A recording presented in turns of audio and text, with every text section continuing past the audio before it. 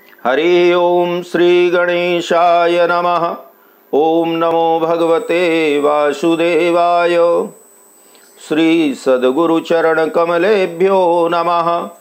अज्ञानतिमिरान्धस्य ज्ञानाञ्जन शलाकया चक्षुरुन्मीलितं येन तस्मै श्री गुरुवे नमः। वसुदेवसुतं देवं कंसचाणूरमर्दनं देवकी परमानंदम कृष्णं वंदे जगद्गुरुम।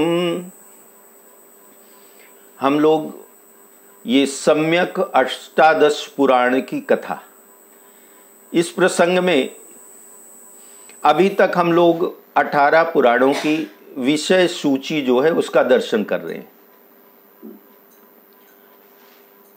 तो इसी क्रम में आगे बढ़ते हुए आज हम लोग श्रवण करें वाराह पुराण। वाराह पुराण 2 भाग का है। पूर्व काल में जब प्रलय के बाद ब्रह्मा जी ने सृष्टि की रचना की इच्छा की, तो ब्रह्मा जी द्वारा निर्मित जो मानव कल्प का प्रसंग है उसी को विद्वानों में श्रेष्ठ जो वेदव्यास जी थे, वेदव्यास जी ने पुराण के रूप में लिपिबद्ध कर दिया। ब्रह्मा जी ने किस प्रकार से मानव सृष्टि की और अन्य सृष्टि का निर्माण किया, उसी का एक ग्रंथ बनाया वेदव्यास जी ने और उसका नाम रखा वाराह पुराण। वाराह पुराण में 24,000 श्लोक हैं। श्लोक से हमें यह समझ में आता है कि ये पुराण कितना बड़ा है। सबसे पहले पूर्व भाग में पृथ्वी और बाराह भगवान का संवाद है। भगवान ने 12 अवतार धारण करके, बाराह मतलब होता है सूकर, पिग, तो 12 रूप धारण करके और जल में डूबी हुई पृथ्वी को जब लेने के लिए जाते हैं, उस समय पृथ्वी का और बाराह भगवान का संवाद होता है, बातचीत होती है। और उसी क्रम में रास्ते में एक दैत्य जिसका नाम था हिरण्याक्ष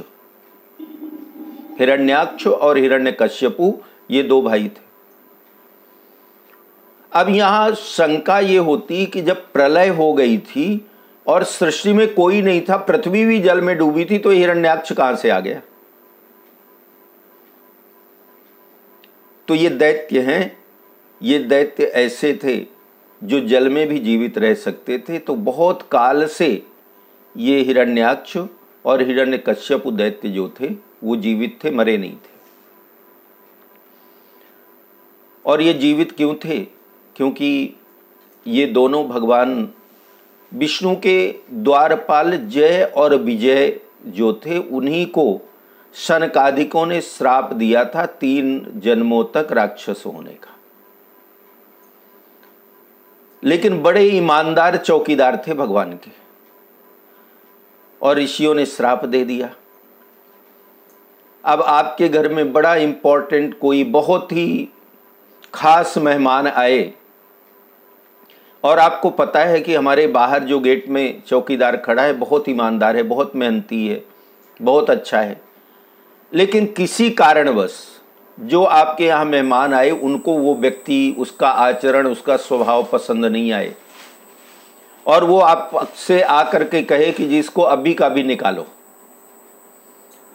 अब आप बताइए आपके पास सामने कितना बड़ा धर्म संकट होगा, क्योंकि कोई खास मेहमान है, उनका कहना टाल नहीं सकते। आपको ये पता है चौकीदार हमारा कोई गलत कर ही नहीं सकता, उसको भी नहीं निकाल सकते, तो आप करो क्या? ये संसार में भी होता है, भगवान के सामने भी होता है। भगवान के सामने यही स्थिति आई और इसी स्थिति को बड़ा सुंदर साहित्यिक नाम दिया गया है, किम कर्तव्य विमूढ़। किम कर्तव्य विमूढ़ अर्थात मुझे क्या करना चाहिए यही नहीं समझ में आए। शनकादिकों को श्राप तो हो गया ऋषियों का, इसकी कथा आपको आगे मिलेगी। उन्होंने जाकर के भगवान से कहा, प्रभु ये बाल योगेश्वरों ने हमें श्राप दे दिया, कोई गलती तो हमारी थी नहीं। तो भगवान ने कहा, देखो अब इन्होंने श्राप दे दिया तो इनके श्राप को मैं नष्ट नहीं कर सकता। अगर मैं इनके दिए हुए श्राप को नष्ट कर दूंगा तो फिर यही हाल हो जाएगा कि मैं सृष्टि का करता हूं, सृष्टि का संचालन करता हूं, तो मेरी जो मर्जी आए मैं करता हूं। तो लोग फिर ब्रह्मा जी के लिखे हुए भाग्य के विधान को मानेंगे नहीं, और फिर तो लोग तपस्या करने लगेंगे कि प्रभु मेरे भाग्य में ये लिखा है, इसको मिटाओ, खत्म करो। और मैंने ये नियम रखा है, कोई कितना भी सत्कर्मी गुणी ज्ञानी हो, लेकिन उसके जो कर्म फल हैं वो कोई कर्म फल मैं नष्ट नहीं करता, वो कर्म फल उसको भोगना ही पड़ता है, उसके भोगने से ही कटते। मेरा भक्त होता है, उन कर्म फलों को भोगने में मैं उसका साथ देता हूं। लेकिन उसके जैसे पांडव थे, तो पांडवों का भी अपना कर्म फल था, मेरे अनन्य भक्त थे, तो उन्होंने अपने सारे कर्मों का फल भोगा, लेकिन उनके प्रत्येक कष्ट के, उन फल भोगों के समय मैं हमेशा उनके साथ था, जिससे उनका कर्म फल भी भोगा जा गया और उनको कोई इतना ज्यादा कष्ट नहीं हुआ, क्योंकि हमेशा मेरे साथ का आश्रय उनके पास था। तो भगवान ने कहा कि देखो अब मैं तो कुछ नहीं कर सकता, श्राप हो गया तो हो गया, लेकिन उसके बदले में मैं तुमको एक वरदान देता हूं, उस श्राप को तो मैं नहीं काटूंगा। और मेरा वरदान ये है कि तुम तीन जन्म तक राक्षस होने का जो श्राप मिला है, तो तीनों जन्मों में तुम जब जब राक्षस बनोगे, इतने शक्तिवान राक्षस बनोगे कि संसारिक तो छोड़ दो, देवताओं को छोड़ दो, ब्रह्मा और शिव भी तुम्हें नहीं मार सकते। तुम्हें मारने के लिए मुझे अवतार लेना पड़ेगा। देखिए, यह है भगवान की दयालुता, भगवान का प्रेम, कि उनको श्राप हुआ, भगवान को तो श्राप नहीं हुआ, लेकिन भगवान ने उन शनकादिकों के दिए हुए श्राप के कारण जय विजय जो दैत्य बने, उनको दैत्य योनि से 3 बार मुक्त कराने के लिए भगवान स्वयं को विष्णुलोक त्याग करके मृत्युलोक में अवतार धारण करने का वचन दे दिया। मैं अवतार लूंगा और तुम्हारा वध करूंगा। साधारण बात है, किसी के लिए भगवान अवतार धारण करें। कितने बड़े भक्त रहे होंगे भगवान के जय विजय, लेकिन वो भी दैत्य बने। इस कथा का एक भाव आध्यात्मिक जो हमें समझना चाहिए, कितनी बार कुछ लोग ऐसे होते हैं ना जो बड़े सत्कर्मी होते हैं, सही में दिल के बड़े अच्छे होते हैं, मन के कर्म के अच्छे होते हैं, उनके ऊपर भी कलंक लगता है, उनके ऊपर भी विपत्तियां आती हैं, और उन विपत्तियों और कलंक में लोग उनका उपहास करते हैं, जबकि वो उपहास के पात्र नहीं है, क्योंकि उनके ऊपर जो विपत्तियां या कलंक लगा है वो हो भी सकता है कि उनके पूर्व जन्म के किसी संचित पाप कर्म का फल हो। तो भगवान के इतने अनन्य भक्त थे वो कि भगवान को अवतार लेना पड़ा। तो वही जो 2 जय और विजय थे, 3 जन्म राक्षस बने। पहला जन्म उनका होता है हिरण्याक्ष और हिरण्यकश्यपु के रूप में। भगवान ने 12 अवतार धारण किया, किस लिए? हिरण्याक्ष का वध करने के लिए। पृथ्वी को लाना तो बहाना था, पृथ्वी को जल में स्थापित करने का भगवान ने बहाना किया, लेकिन आए वो असल में हिरण्याक्ष का वध करने के लिए थे, क्योंकि वचन दिया हुआ था भगवान ने। हिरण्याक्ष का भाई हिरण्यकश्यपु, उसका वध करने के लिए भगवान ने बड़ा विलक्षण रूप धारण किया। ब्रह्मा जी ने वरदान दिया था, इसलिए उनको नरसिंह बनना पड़ा। कितना सोच विचार करके कितना विचित्र विलक्षण वेश धारण किया था भगवान ने, स्वरूप धारण किया, लेकिन अवतार धारण किया हिरण्यकश्यपु को मारने के लिए, उसका उद्धार करने के लिए। दूसरे जन्म में फिर यही जय और विजय रावण और कुंभकर्ण बने। रावण को मारने के लिए ही भगवान ने वनवास जाना स्वीकार किया था। एक रावण और कुंभकर्ण को जो वचन दिया गया है भगवान का, उस वचन को पूर्ण करने के लिए राम, लक्ष्मण और सीता तीनों ने वन के दुखों को भोगा है। अर्थात भगवान हमारे कल्याण के लिए कितने दुख भोगते हैं। और यही तो शिक्षा है हमारे लिए कि कभी कभी हम किसी का भला करने के लिए जब जाते हैं तो उस भला करने के कारण हमें भी कष्ट होता है, और हम ये सोच लें कि यार ऐसा काम क्यों करना जिसमें तकलीफ होती है, छोड़ो। कभी कभी सत्कर्म और सदाचरण और सकर्म करने में भी कठिनाइयां आती हैं, विपत्तियां आती हैं, दुख होता है, लेकिन उन दुख और विपत्तियों के बावजूद भी अगर हम अपने सत्कर्म का मार्ग नहीं त्यागते हैं, वही तो सच्ची भक्ति है और वही सच्चा पुण्य। इसीलिए तो भगवान का आराधन, भगवान की तपस्या कठिन है, नहीं तो सब लोग एक दिन माला जप ले। भगवान ने कहा कि अंत समय में जो मेरा नाम लेगा उसका उद्धार, तो भगवान ने ऐसी व्यवस्था कर दी कि अंत समय में शीत, वात, कफ, पित्त इतना बढ़ जाता है कि भगवान का नाम निकलेगा ही नहीं। जिसने जीवन भर नाम लिया है और उसकी आदत पड़ी हुई है, तो वाणी बंद हो गई तो हो गई, वो मन से भगवान नाम स्मरण करता है और मुक्त हो जाता है। हम लोग भले कान में बोलेंगे माता जी राम राम बोलो, माता जी को जब सुनाई नहीं देता तो राम राम बोलेंगी, क्या बोलेंगी? तो माता जी का राम राम तभी होगा जब सारा जीवन राम राम की रट लगाई है, तो राम राम ऐसे बस जाता है मन में कि जब कुछ दिखाई नहीं देता, सुनाई नहीं देता, और ये एहसास हो जाता है कि अब इस शरीर का त्याग करके जाना है, तब बिना कहे अनायास ही मन में भगवान नाम की माला चालू हो जाती है। और वो नाम स्मरण करते करते जब प्राण इस शरीर से निकलते हैं, क्योंकि ऐसा माना जाता है कि 40 लाख बिच्छुओं के डंक का जितना दर्द होता है उतनी वेदना होती है जब ये जीव शरीर का त्याग करता है। लेकिन जो भगवान नाम लेते हुए शरीर का त्याग करता है उसे ये वेदना नहीं होती, उसे ये दर्द नहीं होता, वो इससे भी मुक्त होता है। तो दूसरे जन्म में रावण और कुंभकर्ण को भगवान ने रामावतार में उनका उद्धार किया, और फिर तीसरा जन्म उन्हीं जय विजय का होता है शिशुपाल और दंतवक्र के रूप में।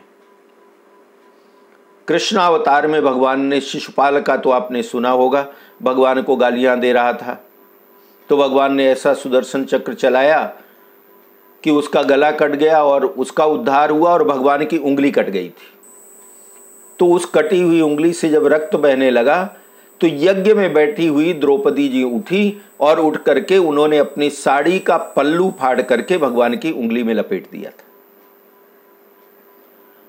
और वो साड़ी के पल्लू के ब्याज के रूप में दुशासन ने जब द्रौपदी का चीरहरण किया, तो भगवान ने उस छोटे से कपड़े के टुकड़े के बदले इतनी साड़ी बढ़ाई कि हजारों हाथियों की शक्ति वाला दुशासन थक गया, लेकिन द्रौपदी के वस्त्र हरण नहीं कर पाया।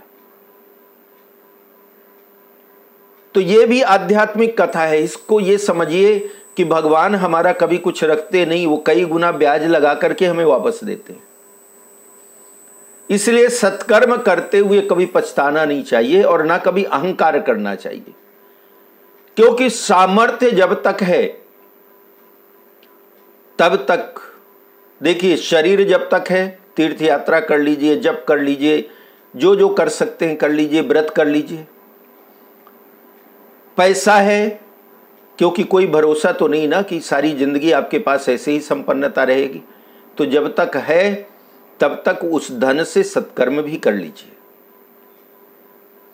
जो चीज हमारे पास है, जो प्रभु की कृपा से हमें प्राप्त है, शरीर जब तक स्वस्थ है अपने शरीर के द्वारा सेवा कर लीजिए। धन के द्वारा गरीब दरिद्र नारायण की सेवा कर लीजिए।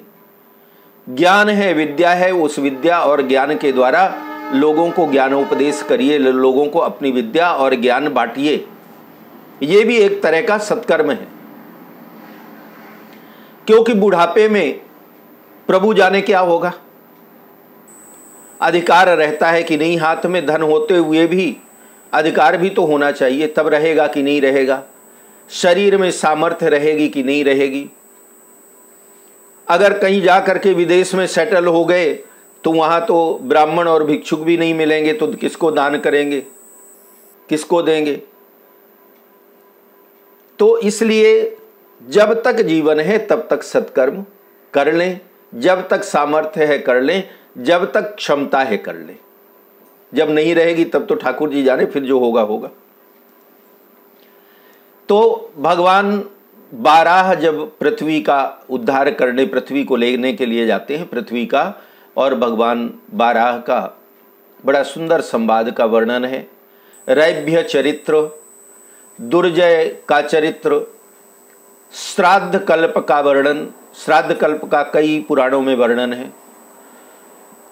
महातपा का आख्यान, भगवान शिव की पत्नी गौरी, उनकी उत्पत्ति, विनायक अर्थात गणेश जी, नागगण, कार्तिकेय, आदित्यगण, देवी, धनद और वृष का आख्यान, वृषभ का आख्यान, सत्य तपा के व्रत की कथा, गीता भी कई हैं। उनमें एक गीता है अगस्त्य गीता, अगस्त ऋषि की, तो अगस्त गीता, रुद्र गीता, महिषासुर दैत्य का विनाश करते हैं भगवान, तो उसमें ब्रह्मा, विष्णु और शिव, इनकी शक्तियों के महात्म्य का वर्णन है। व्रत और तीर्थों की कथाएं, 32 प्रकार के प्रमुख अपराध माने जाते हैं, पाप माने जाते हैं। पाप नहीं बल्कि अपराध। अपराध किसे कहते हैं? जिसके लिए सजा मिलनी चाहिए। कोई किसी की जान मार दे तो कहते हैं उसने बड़ा अपराध किया। किसी का खाना छीन लिया, वो भी अपराध। तो 32 प्रकार के मुख्य अपराध माने जाते हैं।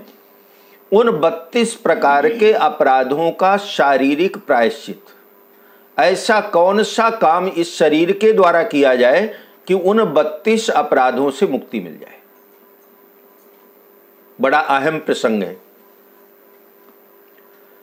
सभी तीर्थ, जितने भी तीर्थ हैं इस भारत भूमि में, उनका अलग अलग महात्म्य, मथुरा की महिमा, कैसे श्राद्ध करना चाहिए, श्राद्ध की विधि, मृत्यु के बाद जीव यमलोक में जाता है तो यमलोक का विस्तृत वर्णन, और गोकर्ण जी का महात्म्य।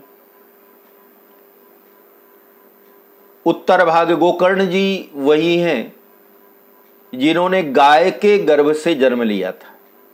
जन्म हुआ था गाय के गर्भ से, लेकिन शरीर मनुष्य का था और बड़े ज्ञानी थे। फिर वाराह पुराण के उत्तर भाग में पुलस्त्य और पुरुराज का संवाद, संपूर्ण धर्मों की व्याख्या, पुष्कर नामक पुण्य पर्व का वर्णन। इसके बाद सबसे बड़ा पुराण स्कंद पुराण। ब्रह्मा जी ने जो पुराण थे देवलोक में, वो पुराणों की संख्या कितनी थी? 100 करोड़ श्लोक थे। 100 करोड़ श्लोक थे पुराणों में। तो 100 करोड़ श्लोकों वाला जो पुराण था, उस पुराण में जो शिव जी की महिमा का वर्णन किया गया था, उस शिव महिमा का सार लेकर के, सार अर्थात इसको ऐसे समझिए कि जो 100 करोड़ श्लोकों का पुराण था, देवलोक में आज भी है, उसी को छांट करके, कम कर करके, और उसका सार जो था 4 लाख श्लोकों में वेदव्यास जी ने 18 पुराणों में अलग अलग विभक्त कर दिया। तो उन 100 करोड़ श्लोकों में शिव जी का जितना वर्णन था, 100 करोड़ श्लोकों में जहां जहां शिव जी का वर्णन था, जितना भी शिव जी का वर्णन था, तो शिव जी की उस महिमा को संक्षेप में करके और उसका 81,000 संक्षेप में करने पर भी 81,081 से श्लोक हुए। तो उन श्लोकों को इकट्ठा करके और भगवान वेदव्यास जी ने उसका नाम रखा स्कंद पुराण। जिन जिन लीलाओं में भगवान शिव शामिल थे उन समस्त लीलाओं का वर्णन स्कंद पुराण में किया गया है। स्कंद पुराण में 81,000 श्लोक हैं। पहला थोड़ा सा वर्णन कर देता हूं क्योंकि ये बहुत बड़ा है इसका वर्णन। पहला है माहेश्वर खंड, केदारनाथ के महात्म्य का वर्णन, दक्ष प्रजापति के यज्ञ का विध्वंस, शिवलिंग की पूजा का महात्म्य फल, समुद्र मंथन की कथा, देवराज इंद्र का चरित्र, पार्वती जी का शिव जी के साथ विवाह, बड़ी सुंदर कथा, कुमार स्कंद की उत्पत्ति और तारकासुर के साथ कुमार स्कंद के युद्ध का वर्णन, पाशुपत उपाख्यान, चंड की कथा, राजा धर्म वर्मा की कथा का वर्णन, इस पृथ्वी में जितने समुद्र और जितनी नदियां हैं सारी नदियों और समुद्र का वर्णन, इंद्रद्युम्न और नाड़ी जंग की कथा, मही नदी का प्रादुर्भाव, दमनक की कथा, मही सागर संगम, कुमारेश का वृत्तांत, तारकासुर का वध, पंचलिंग स्थापन कथा, दीपों का वर्णन,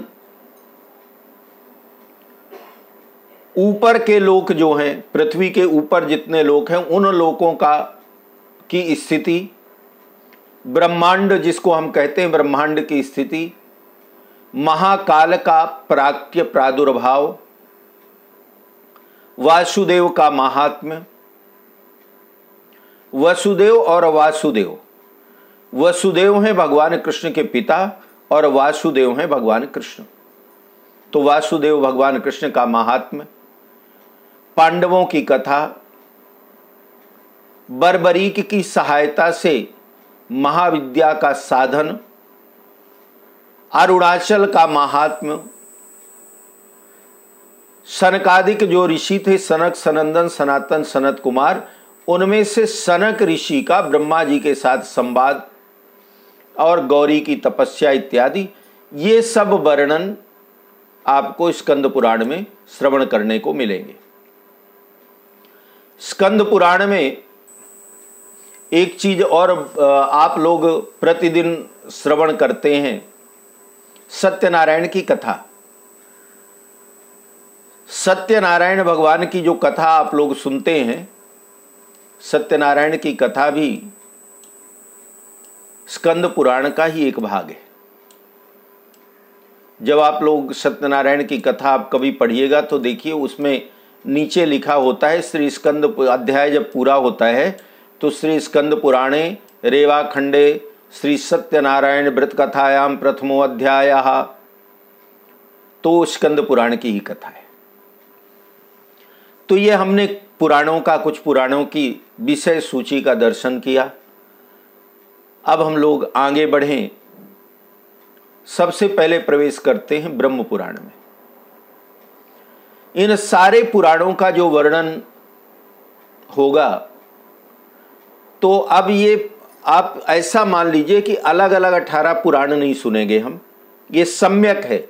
सम्यक का मतलब जितना भी वर्णन आप लोगों ने विषय सूची में सुना, जिन पुराणों में उसका विशेष रूप से वर्णन किया गया है, उस पुराण में ही एक विषय का एक ही बार वर्णन किया जाएगा।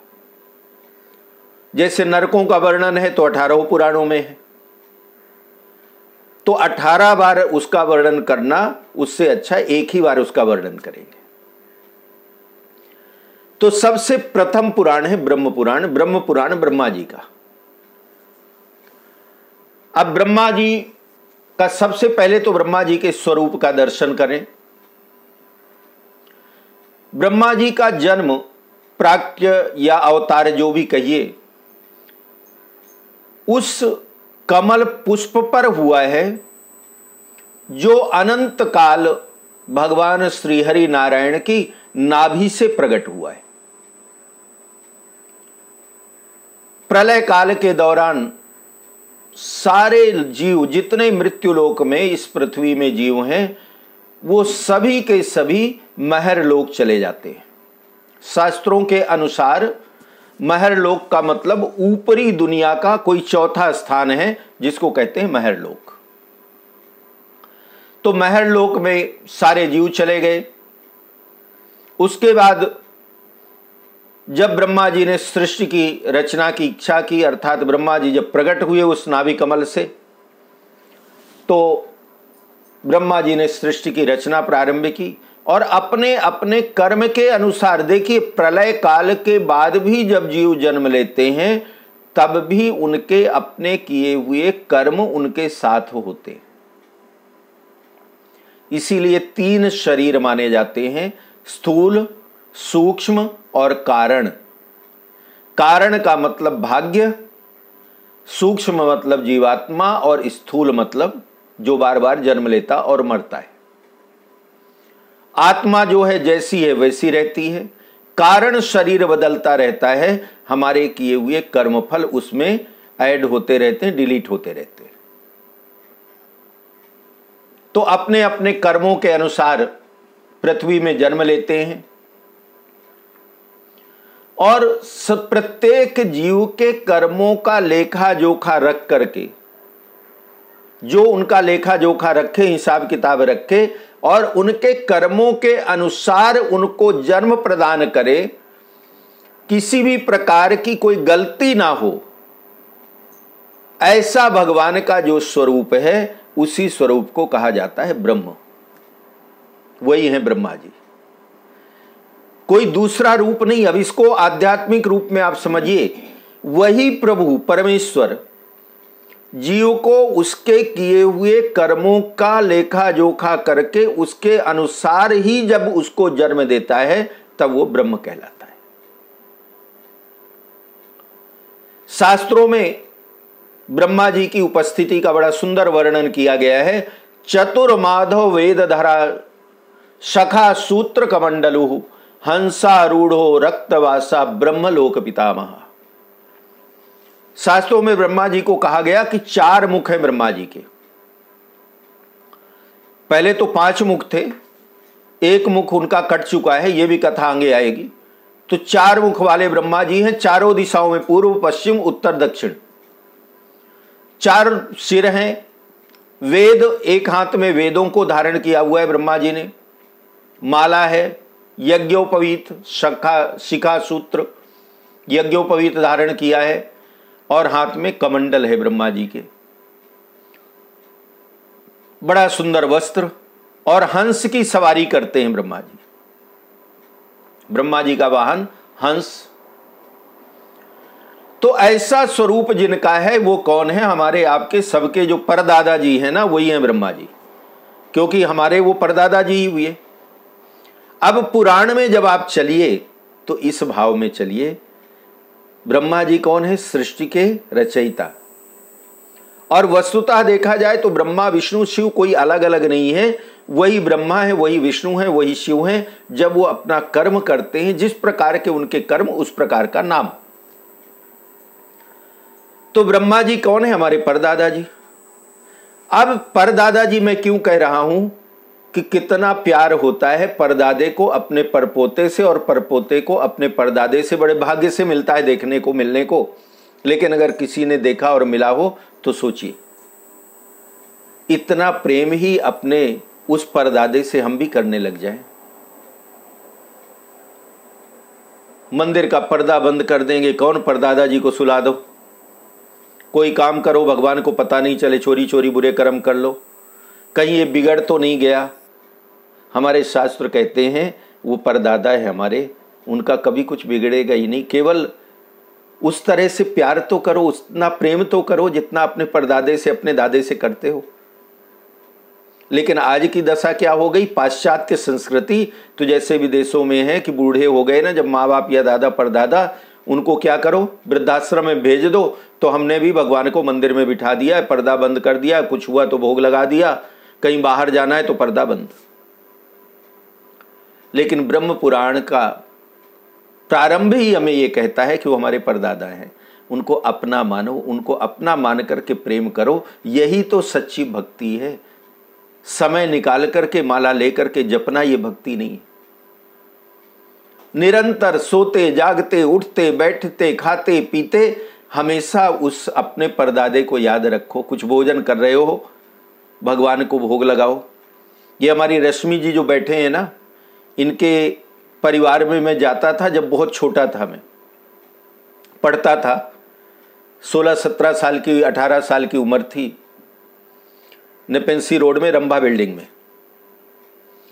तो उनके घर में ऐसे नियम होता था कि चाय भी बने अगर तो तुलसी दल छोड़ के डाल के और ठाकुर जी को पहले भोग लगता था, उसके बाद कोई पिएगा। कोई भी चीज ठाकुर जी को दिए बिना नहीं। और सच्ची सेवा और पूजा भी यही है, उनको अपना मान लो। भगवान की पूजा को नियम में मत बांधो। जब तक उस पूजा को हम नियम में बांध करके रखेंगे तो नियम हमेशा तोड़ने के लिए बनाए जाते हैं। नियमों में गलतियां होती हैं, नियम टूटते हैं। और अगर कोई नियम ही नहीं है, केवल प्रेम है, समर्पण है, अपनापन है, तो उसमें नियम की जरूरत क्या है। किसी दिन 2 तरह की सब्जी नहीं बनाई, केवल अचार और रोटी भी खा लिया, तो भी प्रेम से खाइए। घर में अगर आपके होते हैं, कोई 1-2 जन हैं और बोले आज तो कुछ नहीं बनाना जी, अचार रोटी खा लेते हैं, तो कुछ बिगड़ गया क्या? रोज व्यंजन खाते थे, एक दिन अचार रोटी खा लिया। लेकिन अब आप सोचने बैठो जी आज ठाकुर जी का भोग क्या लगाएं। एक काम करो, 5 बादाम रख दो, भगवान को 5 बादाम खिलाओ और खुद रोटी अचार खाओ, भगवान को अच्छा लगेगा। तो ब्रह्मा जी कौन है? हमारे परदादा हैं, उनको अपना मान लो। ब्रह्मा जी को 4 सिरों वाला दिखाया गया है। देखिए, मैं दिखाया गया इसलिए बता रहा हूं, मैंने पहले ही आप लोगों से निवेदन किया था कि भगवान का स्वरूप हमें अच्छा लगे और हमारे समझाने के लिए साकार जो है वो आध्यात्मिक स्वरूप, साकार स्वरूप भगवान को दिया गया है। यह हम लोगों की अपनी कल्पना है। तो 4 सिर वाले भगवान ब्रह्मा जी क्यों दिखाए गए? क्योंकि ब्रह्मा जी एक ऐसा नाम है, ऐसा पद है ब्रह्मा जी का कि सभी प्राणियों के, जीवों के कर्म, उनके जन्म जन्मांतर के किए हुए जो कर्म हैं, उन कर्मों के अनुसार ही प्रत्येक जीव को उसका जन्म कहां होना है वो आवंटित किया जाता है, सीट आवंटित की जाती है। और इसलिए जो उनके कर्म का लेखा जोखा रखा जाता है, उसमें शर्त यह है कि कोई भी गलती नहीं होनी चाहिए। यह काम ब्रह्मा जी का है। तो प्रत्येक प्राणी को न्याय मिले, किसी के साथ अन्याय ना हो, इसलिए चारों दिशाओं में देखने के लिए ब्रह्मा जी के 4 सिर हैं कि चारों दिशाओं में देख करके प्रत्येक प्राणी का एक एक पल का लेखा जोखा, हिसाब किताब ब्रह्मा जी के पास रहे। इसलिए ब्रह्मा जी को 4 सिर वाला दिखाया गया है। 4 सिर अर्थात 8 आंखें। 8 आंखों से हमारे कर्मों को ब्रह्मा जी देखते हैं। ब्रह्मा जी की सफेद दाढ़ी है। सफेद दाढ़ी इसलिए कि भले वो भाग्य के रचयिता है, सबका कर्म फल देखते हैं, लेकिन है तो हमारे परदादा ही ना। तो उनका उस भाव से उनसे प्रेम करिए, इसीलिए तो दाढ़ी वाले दिखाए गए हैं। वो भी दाढ़ी, सफेद दाढ़ी। ब्रह्मा जी का जो एक दिन होता है, उस एक दिन में ये जीव करोड़ों बार जन्म लेता है और मृत्यु को प्राप्त करता है। ब्रह्मा जी की उपस्थिति अंतहीन अवधि के लिए, अर्थात ब्रह्मा जी का जो एक दिन है उसमें 14 मनवंतर बीत जाते हैं और एक मनु जो होता है वो 71 चतुर्युग तक राज्य करता है। तो इसलिए ब्रह्मा जी सफेद दाढ़ी में हैं, दिखें कि दयालु हैं हमारे दादाजी। ब्रह्मा जी का वाहन क्या है, वाहन कौन सा दिखाया गया ब्रह्मा जी का? मैं दिखाया गया इसलिए बता रहा हूं कि इसको भगवान मान करके नहीं, आध्यात्मिक रूप में समझिए। वाहन के रूप में हंस, ब्रह्मा जी का हंस एक सफेद पक्षी है। हंस का जो गुण है नीर क्षीर विवेक, पानी मिला करके दूध दिया जाए तो दूध पी लेगा और पानी को निकाल करके अलग कर देगा। तो इसी प्रकार यह संकेत है कि प्रत्येक प्राणी जो इस संसार में आया है, ये ब्रह्मा जी का जो वाहन है, वाहन हमें एक शिक्षा दे रहा है। इस संसार में जन्म लेकर के हमें भी अपने कर्मों को इसी प्रकार से अलग करना चाहिए जैसे हंस जल और दूध को अलग करता है। जीवन में हमेशा नीर क्षीर विवेक की तरह अपने अंदर एक विवेक हमेशा रखिए कि कौन सा कर्म उत्तम है और कौन सा निम्न है। हाँ, अनजाने की बात अलग है, लेकिन हम जान करके भी अगर उत्तम और निम्न में भेद नहीं करते हैं तो फिर यह बताइए कि इसमें भगवान आपका कहां से भला कर सकते हैं। अगर हमें यह पता है यह गलत है, किसी को भी आप अपने घर में ही सोचिए कि कोई नुकसान कोई कर दे तो कितना चिल्लाएंगे, कितना डांटेंगे, और जब कोई नुकसान अपने से हो जाता है तो वो अपने को कितना डांटते हैं। तो नीर क्षीर विवेक हंस वाहन का मतलब हमेशा अपने कर्मों को शुभ्र रखिए, श्वेत रखिए, उत्तम रखिए, और जीवन में कौन सा कर्म हमको करना है और कौन सा कर्म नहीं करना है, उन कर्मों को हमेशा ध्यान रखिए। जैसे जल को हंस त्याग देता है, उसी प्रकार बेकार के जो निम्न कर्म हैं उन निम्न कर्मों का त्याग कर दीजिए, केवल अच्छे कर्मों के कर्ता बनिए। और जब अच्छे कर्मों के कर्ता बन जाएंगे तो हम भी शुभ्र हो जाएंगे। शुभ्र का मतलब, सफेद का मतलब होता है पवित्र, जिसमें कोई दाग नहीं है। जब आए थे, कम से कम इस संसार में आकर के अगर कुछ नहीं कर पाए तो जब आए थे तब और जब जा रहे हैं इसके बीच में जितने भी कर्म हुए, कम से कम उन कर्म फलों से तो मुक्त होकर के जाएं, और कर्जा ना चढ़ाएं, जितना चढ़ाए चढ़ा रहने दे। वेद धारण करते हैं ब्रह्मा जी, तो वेद निसंदेह वेद जो हैं ये सबसे प्राचीन ग्रंथ माने जाते हैं। और यहां तक कहा जाता है कि जब ब्रह्मा जी सो जाते हैं, प्रलय आ जाती है, उस प्रलय काल में भी वेद नष्ट नहीं होते, वेद तब भी रहते हैं। ब्रह्मा जी की आयु निश्चित है, लेकिन वेदों का यह पता नहीं कि वेद कब आए और कब तक रहेंगे। तो वेद जो हैं, वेद को क्या कहा जाता है?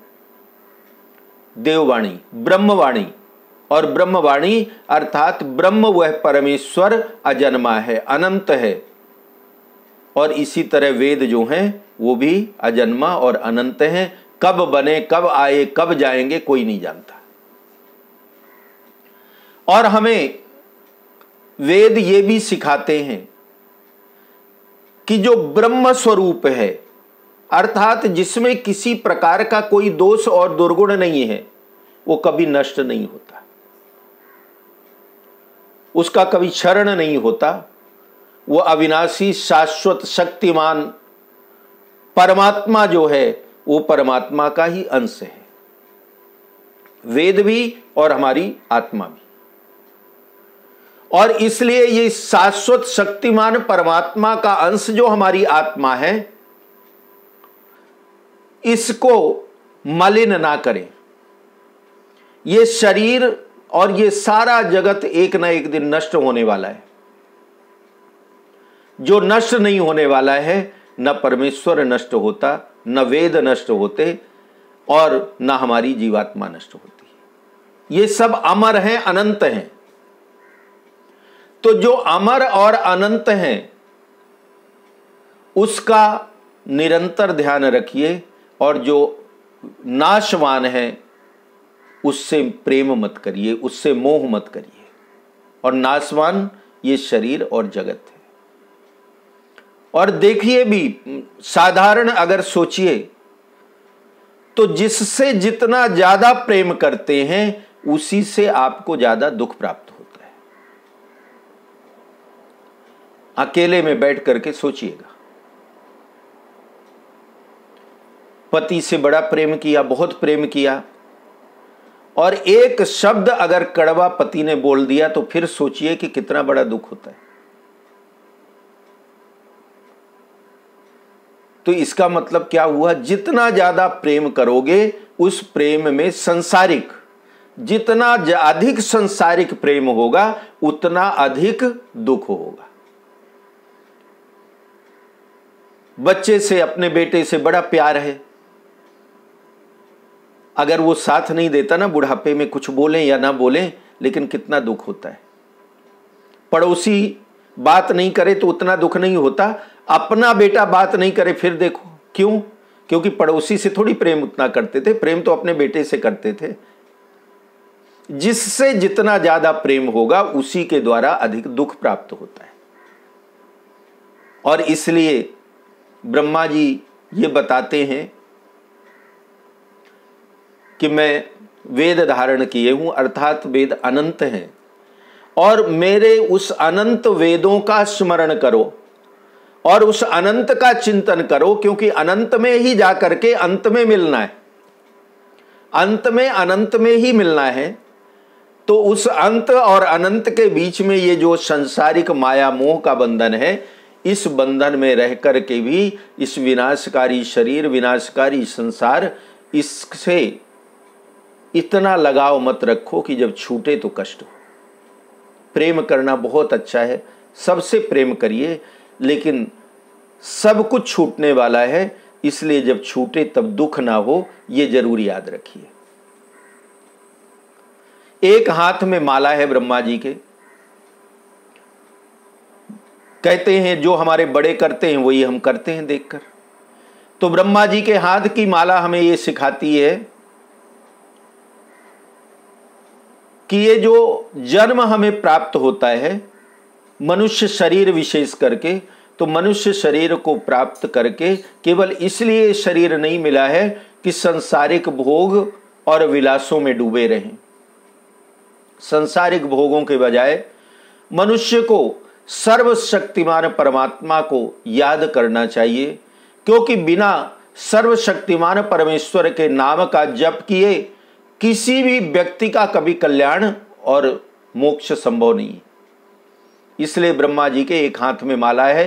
ब्रह्मा जी सिखाते हैं कि अपने कल्याण के लिए हमेशा उस अनंत परमेश्वर का नाम जपते रहिए। जपता सिद्धि, जपता सिद्धि, जपता सिद्धि न शेषा। अर्थात बिना जप के, जप का मतलब माला लेकर के जपिए या मन में चिंतन स्मरण करिए, बिना जप के पूर्णता प्राप्त नहीं होती। जब तक उस पूर्ण परमेश्वर का नाम स्मरण नहीं करेंगे तब तक पूर्णता, पूर्णता का मतलब मृत्यु के बाद वो परमेश्वर ही तो पूर्ण है, और पूर्णता को प्राप्त करने का मतलब, इसीलिए तो जप और पूजा पाठ करते ना कि परमेश्वर की चरणों की शरण मिल जाए। तो पूर्णता की प्राप्ति तभी होगी जब उस परमेश्वर का नाम चिंतन करेंगे, जप करेंगे। एक हाथ में कमंडल है ब्रह्मा जी के, जल में वो जीवनम, कमंडल जल का द्योतक है, सूचक है। और ब्रह्मा जी का कमंडल तो बड़ा विलक्षण कमंडल है, कमंडल में जल है। भगवान ने वामन अवतार धारण किया और जब दूसरा पैर उठाया ब्रह्मलोक में गया तो ब्रह्मा जी ने क्या किया, तुरंत भगवान के चरणों को अपने कमंडल के जल में धो लिया, चरणामृत रख लिया, मौके का फायदा। और वही जल जो है उसका एक नाम विष्णुपदी है और उसी को गंगा जी कहते हैं। भगवान के चरणों का धोया हुआ जल जो है वही गंगा जी है। तो कमंडल हमें यह सिखाता है कि असल में सृष्टि जो है, सृष्टि जल का ही स्वरूप है। जल के बिना सृष्टि संभव नहीं, क्योंकि जल अगर नहीं होगा तो वृक्ष नहीं होंगे, वृक्ष नहीं होंगे तो वायु नहीं होगी, हवा नहीं होगी तो श्वास कहां से लोगे। और जल, इसीलिए देखिए शिव जी की पूजा में जल का विशेष महात्म्य क्यों माना गया है, क्योंकि जल जो होता है, जल को जीवन देने वाला कहा गया है। और दूसरी चीज, जल का एक बड़ा सुंदर गुण है, कभी आप लोगों ने, कितनी चीजें हमारे सामने आध्यात्मिक होती हैं लेकिन हम लोग कभी ध्यान नहीं देते। जल का एक स्वभाव है, जो मिलने लायक होता है उसको अपने में मिला लेता है, लेकिन जो भारी होता है ना उसको कभी भगाता नहीं, बल्कि उसको उच्च स्थान देता है, लेकिन उसमें मिलता नहीं। आप तेल डाल दीजिए, घी डाल दीजिए, कभी वो नीचे नहीं बैठेगा, वो जल में ऊपर ही तैरता रहेगा, कितना भी पका दीजिए, क्योंकि जल को पता है कि मेरा और इसका गुण एक नहीं है। तो इस संसार में आकर के जिसके मिलने से हमारा कल्याण होने वाला नहीं, उसको मन में कभी मत बिठाइए, उसको ऊपर ऊपर से ही रखिए, अपना मान दीजिए, लेकिन उसको कभी मन में नहीं बिठाइए।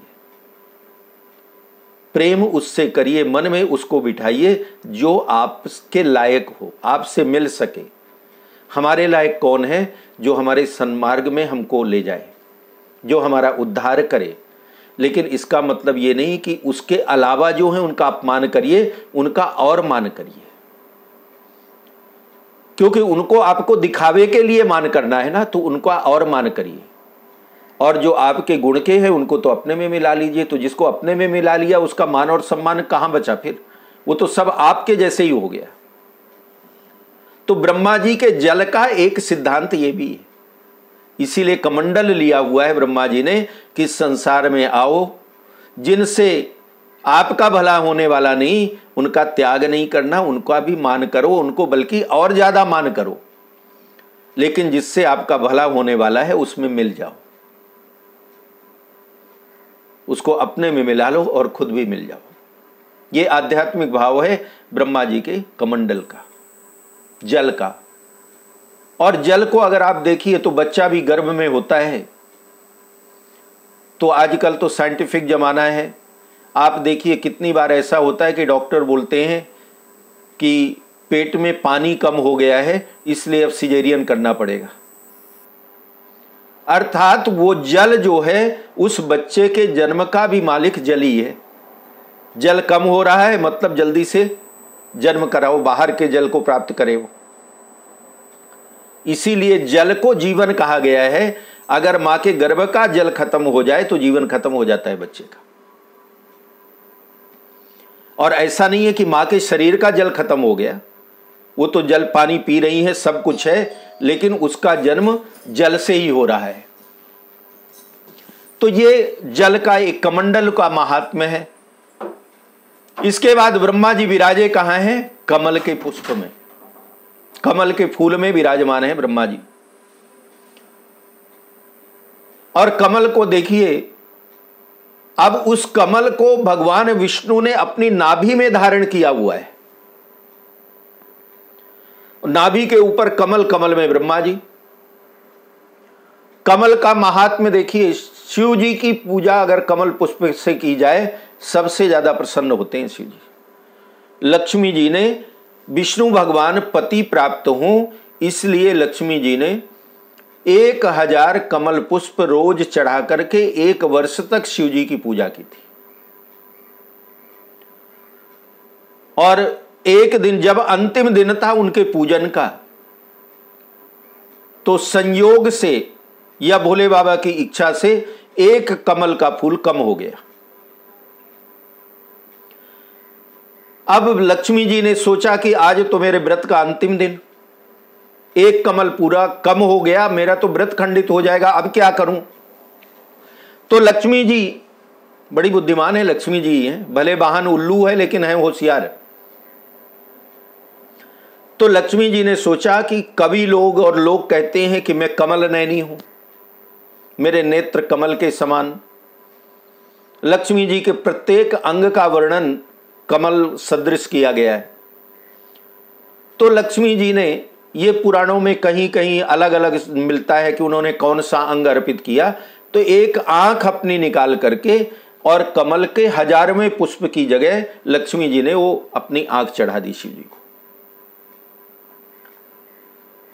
शिव जी तो आज व्रत पूरा हो गया, प्रकट हुए, देवी वरदान मांगो। लक्ष्मी जी ने कहा महाराज अब आप तो जानते ही हो क्या चाहिए। बोले एवमस्तु, विष्णु बड़े रूप में मिलेंगे।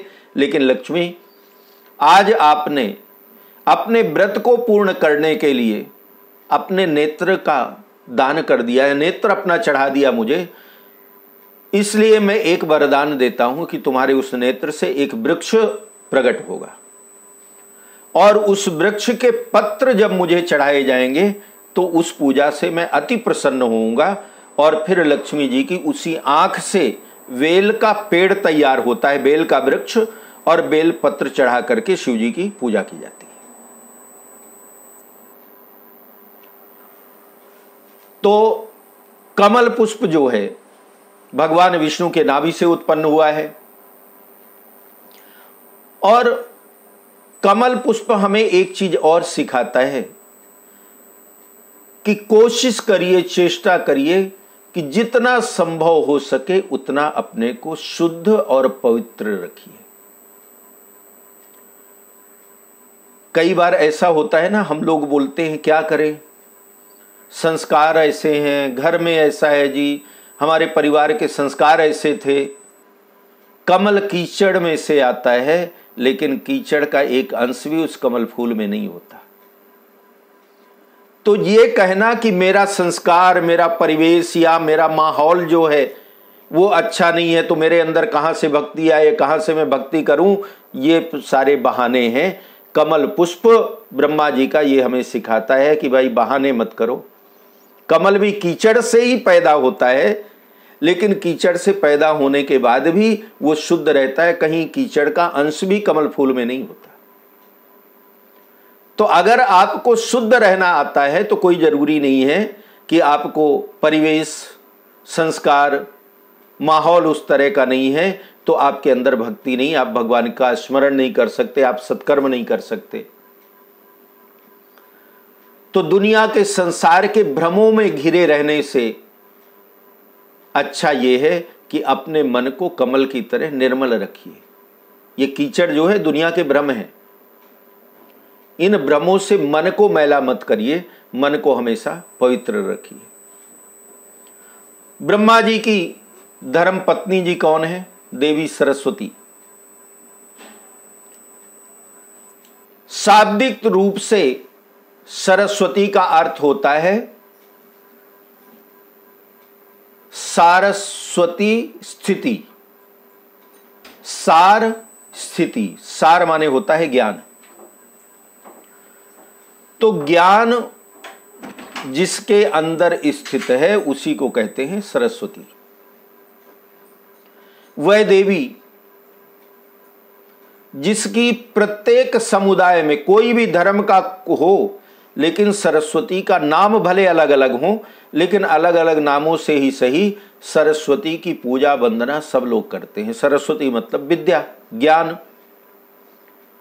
चाहे वो कोई भी संप्रदाय का हो, ज्ञान का पुजारी सब होता है, सब ज्ञान का नमन करते हैं, ज्ञान अर्जन करते हैं, तभी ज्ञान प्राप्त होता है। नाम अलग अलग हो सकते हैं। परम पिता ब्रह्मा के तत्व को प्रतिबिंबित करने के लिए सरस्वती जी ने श्वेत वस्त्र धारण किया हुआ है, सफेद वस्त्र।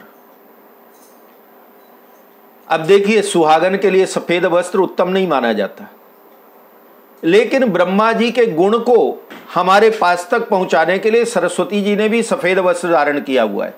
हमेशा श्वेत, शुभ्र, निर्मल मन को रखिए। और उस शक्ति के हाथ में वीणा है, पुस्तक है, मोतियों की बड़ी सुंदर माला है, और परोपकारी देवी भी कमल पर विराजमान है। प्रख्यात संत थे भर्तृहरि जी, नाम सुना होगा ना। भर्तृहरि बड़े विद्वान संत थे, विद्वान कह लीजिए या विरक्त संत कह लीजिए। तो उन्होंने एक जगह लिखा था कि साहित्य और संगीत के बिना मनुष्य पशु से अधिक कुछ भी नहीं है। साहित्य और संगीत के बिना मनुष्य पशु के समान होता है।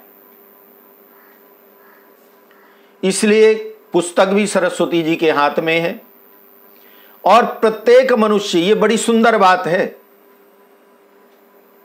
अगर मनुष्य को अपने मन के विकारों को दूर करना है, क्रोध आता है, विकार है, तो कहते हैं कि संगीत और ज्ञान, साहित्य और संगीत अपने अंदर की मनुष्य को अपनी क्रूरता को दूर करने के लिए साहित्य और संगीत का आश्रय लेना चाहिए।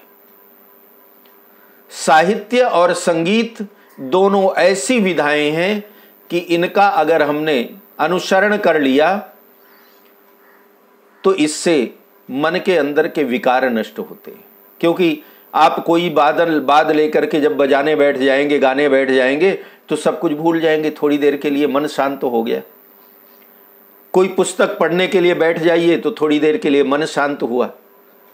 तो इसीलिए कहा जाता है कि साहित्य और संगीत ये दोनों ही हमारे जीवन के जितने भी विकार हैं उन सब विकारों को नष्ट कर देते हैं। और माला है हाथ में, लेकिन माला कौन सी? मोती की माला। मोती की माला ऐसी माला है जिसमें कोई, मोती में भी कोई कमल की तरह मोती में भी कोई दाग नहीं लगता।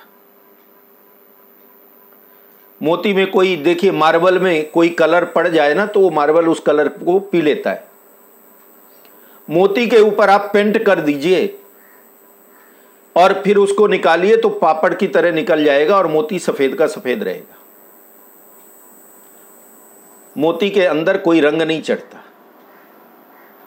और सरस्वती जी के हाथ में माला है और वो माला लेकर के, और सरस्वती जी हमें ये बताती हैं कि अगर ज्ञानी बनना है तो पहले मन को बेदाग बनाओ मोतियों की तरह। जब तक मन में कोई कामना रहेगी, कामना के साथ जो अध्ययन किया जाएगा, ज्ञान प्राप्त किया जाएगा, वो ज्ञान कभी भी आपको सुख देने वाला नहीं होगा। अर्थात आप ज्ञानी नहीं बन सकते कामना के साथ चलेंगे तो। बच्चा अगर पहली क्लास से इंजीनियर बनने के लिए पढ़ाई करने लगे तो आप देखिए वो कभी इंजीनियर नहीं बनेगा। इसीलिए ऐसा नियम भी बना दिया गया ना कि 10वीं 12वीं तक कोई सब्जेक्ट ही नहीं, केवल पढ़ो, बाद में सोचेंगे क्या बनना है। माँ बाप बेटे को संस्कृत पढ़ाएं कि संस्कृत पढ़ करके खूब कथा बांचेगा, सुनाएगा, खूब पैसा कमाएगा, तो जय श्रीमन नारायण लूट खसोट भले कर ले, लेकिन कथा वक्ता नहीं बन सकता। क्योंकि कामनाएं जो हैं हमारे अंदर के ज्ञान को, सद्विचार को, सत्य को नष्ट कर देती है। बिना कामना के किया हुआ कर्म हमेशा उत्तम होता है और सफल होता है, और कामना के सहित किया हुआ कर्म जो है सफल होने में बड़ा असमंजस रहता है। इसलिए सरस्वती जी के हाथ में मोतियों की माला है। भगवान का नाम जपिए।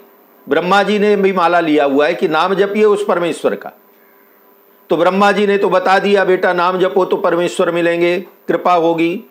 लेकिन मां सरस्वती ये कहती हैं बेटा नाम जपो तो कृपा तो होगी, लेकिन मोतियों की माला है, जब जपो तो बिना किसी दाग के, बिना किसी कामना के जपो तो कल्याण होगा। उसमें थोड़ा सा सरस्वती जी ने सुधार कर दिया। तो इसलिए अपने जीवन में पवित्रता के लिए कामना रहित होकर के भगवान नाम का जप करना। तो इसके बाद अब हम अगले सत्र में भगवान विष्णु का दर्शन, लक्ष्मी जी का दर्शन, ये प्रसंग होंगे, तो आगे उनका श्रवण करेंगे।